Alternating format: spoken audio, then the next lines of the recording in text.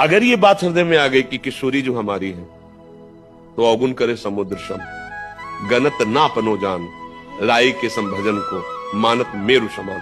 राई बहुत छोटा दाना, इतना भी भजन हो जाए तो श्री जी लालजू के सामने उसे पहाड़ जैसा करके रखते। आपको पता है, एक फूल ला करके मेरे चरणों में चढ़ाया इसने, एक फूल।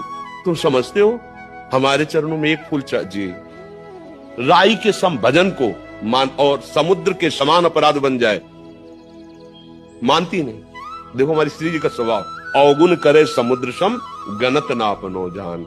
ये मेरा जन है, बस हम जीत गए बाजी। हमें लाडली जू का आश्रय मिल गया और लालजू जैसे समर्थ स्वामी मिल गए, निहाल हो गए। यही हम हृदय की बात घुमा घुमा करके सबको यही समझाने की चेष्टा करते हैं कि तुम्हारा मित्र, तुम्हारा सुख देने वाला ये धन नहीं है, ये शरीर नहीं है, ये संसार के जन नहीं है। देखो दुनिया में लाखों का मेला जुड़ा और हंसा जब जब उड़ा,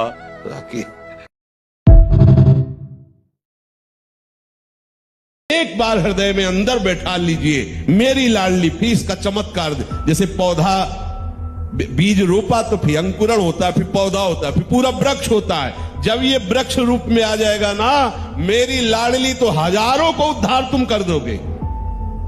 केवल इतनी बात से मम भरोस, बस दूसरा नहीं। ये बहुत बड़ी साधना का फल है।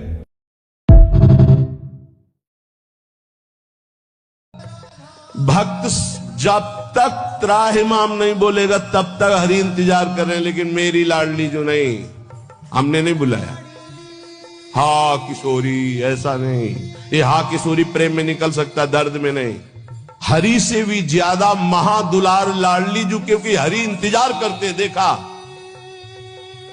जब तक तुम्हें अपने दांतों तक का भरोसा रहा तब तक हरि, और जब दांत का भरोसा छूटा, द्वारिकाधीश गोविंद तो वस्त्रावतार हो गए। हमारी श्री जी इतना इंतजार नहीं करते। पर ध्यान रखना, अपनापन केवल श्री जी से हो, नहीं तो आप प्रश्न कर दोगे कि मैंने बुलाया भी नहीं आई, क्योंकि कोई और है आपका। जिस दिन अपनापन केवल श्री जी का होगा तो ये त्राहिमाम बोलना हरि के लिए है। हमारी लाडली जो अलबेली सरकार है, वो दौड़ पड़ती हैं, वो ये नहीं देखती हैं कि मुझे बुलाए तब मैं जाऊं। ऐसा हमारी श्री जी का स्वभाव है। धन्य धन्य धन्य तेई जे इनके उपासी, वही धन्य धन्य धन्य आपके आगे लगने वाला है, यदि आप अपनापन समेट कर हमारी महारानी जी से कर ले। मान लीजिए और कोई नहीं, हरि बिल्कुल घर की बात कह रहा हूं।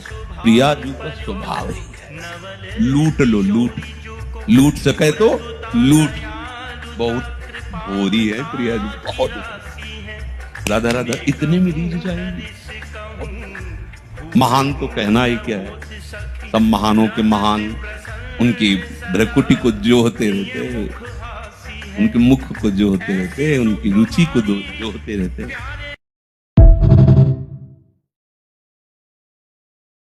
वैसे ये नियम रखने की बात प्राय सबको कही है।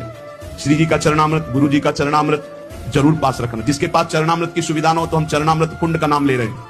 मानसरोवर, राधा कुंड, श्याम कुंड, ये जो कुंड है इनमें हर संतों के चरणामृत है। ब्रज 84 कोष के बड़े बड़े सिद्ध संत जो चरणामृत नहीं देते वो भी इनमें स्नान करते हैं। वो भी जब जाते हैं तो आचमन और चरण धोते हैं। इन कुंडों का जल रख लो, एक एक बूंद रोज अगर मुख में डालोगे, एक एक बूंद, तो आपका चरणामृत पान का नियम पूरा हो जाएगा। और राधा वल्लभ जी, बाकी बिहारी, राधा रमन जी, यहाँ तो करुणा बरसती। आप चले जाओ, पात्र लेकर और हाथ जोड़कर प्रार्थना करके मांगो तो आपको चरणामृत मिल जाएगा। अगर इतना चरणामृत मिल जाए, उसमें आप जल मिला ले तो आप वर्षों उसी को चलाते रहे, जल मिलाते रहे, चलाते रहे, वो चरणामृत ही होता है।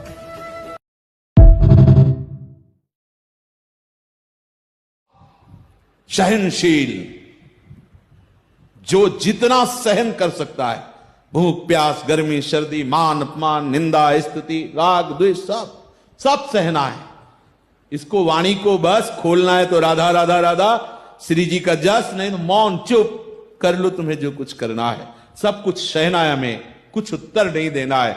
ये है कुंदन बनना, और ये बिना गुरु कृपा के बात सकती है।